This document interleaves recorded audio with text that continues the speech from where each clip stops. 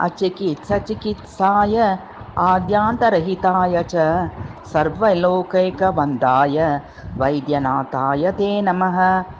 अप्रेमेयाय महते सुप्रसन्नमुखाय च अभीष्टदायिने नित्यं वैद्यनाथाय ते नमः। मृत्युञ्जयाय शर्वाय मृडानीवामभागिने वेदवेद्याय रुद्राय वैद्यनाथाय ते नमः। श्रीरामभद्रवन्दाय जगतां हितकारिणे सोमर्दधारिणे नित्यं वैद्यनाथाय ते नमः। नीलकण्ठाय सौमित्रिपूजिताय मृडाय च चन्द्रवहननेत्राय वैद्यनाथाय ते नमः। शिखिवाहनबन्धाय सृष्टिस्थित्यन्तकारिणे मणिमन्त्रोषधीशाय वैद्यनाथाय ते नमः। गुद्रराजाभिविन्दाय दिव्यगङ्गाधराय च जगन्मयाय सर्वाय वैद्यनाथाय ते नमः। कृजवेदविधीन्द्राद्यै पूजिताय चिदात्मने आदित्यचन्द्रवन्दाय वैद्यनाथाय ते नमः। वेदवेद्ये कृपाधार जगन्मूर्ते शुभप्रद अनादिवैद्य सर्वज्ञ वैद्यनाथ नमोऽस्तु ते।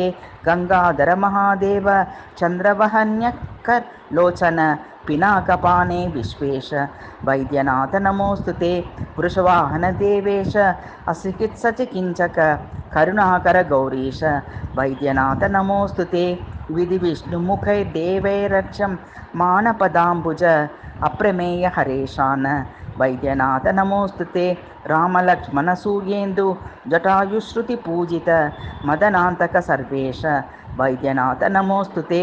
प्रपञ्चभिषगीशान नीलकण्ठ महेश्वर विश्वनाथ महादेव वैद्यनाथ नमोऽस्तु ते।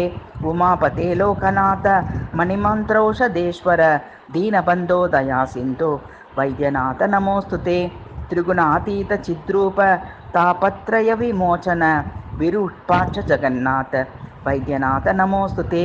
भूतप्रेत पिशाचादे रुच्चाटन विचक्षण कृष्णादि सर्वरोगाणां संहर्ते ते नमो नमः। जाड्यन्तकुब्जाब्दे दिव्यरूप प्रदायिने अनेक मूकजन्तूनां दिव्यवाग्दायिने नमः।